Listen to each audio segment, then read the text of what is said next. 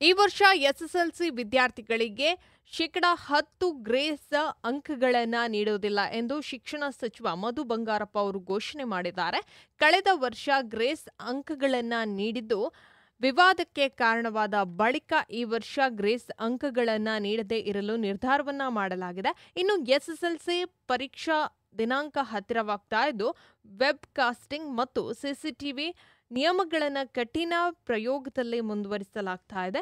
ಇನ್ನು ಫಲಿತಾಂಶಗಳನ್ನು ಸುಧಾರಣೆ ಮಾಡುವುದು ಎಂಬುದರ ಬಗ್ಗೆ ವ್ಯಾಪಕವಾಗಿ ಚರ್ಚೆ ಕೂಡ ಕಾರಣವಾಗಿದೆ. ಇನ್ನು ಸೋಮವಾರ ಬೆಂಗಳೂರಿನ ಬನಶಂಕರಿ DCERT ಅಲ್ಲಿ ಶಾಲಾ ಮಕ್ಕಳು ಮತ್ತು ಶಿಕ್ಷಕರ ಜೊತೆ ಸಂವಾದವನ್ನು ನಡೆಸಿದ್ದು ಸಮಸ್ಯೆಗಳ ಬಗ್ಗೆ ಚರ್ಚೆ ನಡೆಸಿದ ಬಳಿಕ ಸುದ್ದಿಗೋಷ್ಠಿಯಲ್ಲಿ ಮಾತನಾಡಿದಂಥ ಸಚಿವ ಮಧು ಬಂಗಾರಪ್ಪ ಈ ಬಾರಿ ಪರೀಕ್ಷೆಯಲ್ಲಿ ಜಾರಿ ನೀಡಲಿರುವಂತಹ ಕಠಿಣ ನಿಯಮಗಳ ಬಗ್ಗೆ ಮಾಹಿತಿಯನ್ನು ನೀಡಿದ್ದಾರೆ.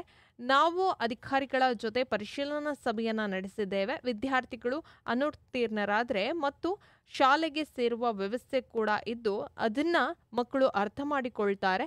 ಜಿಲ್ಲಾ ಅಧಿಕಾರಿಗಳ ಜೊತೆ ಕೂಡ ಪರಿಶೀಲನಾ ಸಭೆಯನ್ನು ನಡೆಸಿದ್ದು ಈ ಬಾರಿ ಉತ್ತಮ ಫಲಿತಾಂಶ ಬರುವ ವಿಶ್ವಾಸ ಕೂಡ ಇದೆ.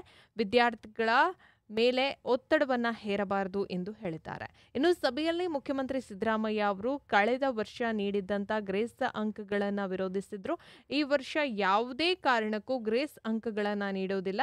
ಕೋವಿಡ್ ಸಮಯದಲ್ಲಿ ನೀಡಲಾದಂಥ ಶೇಕಡ 10ರಷ್ಟು ಅಂಕಗಳನ್ನು ನಾವು ಪರಿಶೀಲನೆ ಮಾಡಿದ್ದೇವೆ. ಈ ವರ್ಷ ಯಾವುದೇ ಗ್ರೇಸ್ ಅಂಕಗಳು ಇರುವುದಿಲ್ಲ ಎಂದು ಹೇಳಿದರು.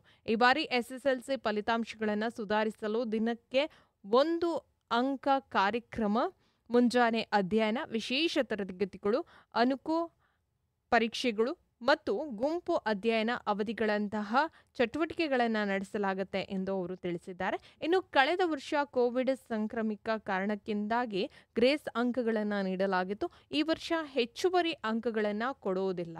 ಕಳೆದ ವರ್ಷಕ್ಕಿಂತ ನಾವು ಶೇಕಡ 20 ಗ್ರೇಸ್ ಅಂಕಗಳ ಕ್ರಮವನ್ನು ಪುನರುದ್ಧಾರಣೆ ಮಾಡೋದಿಲ್ಲ ಎಂದು ಅವರು ತಿಳಿಸಿದರು.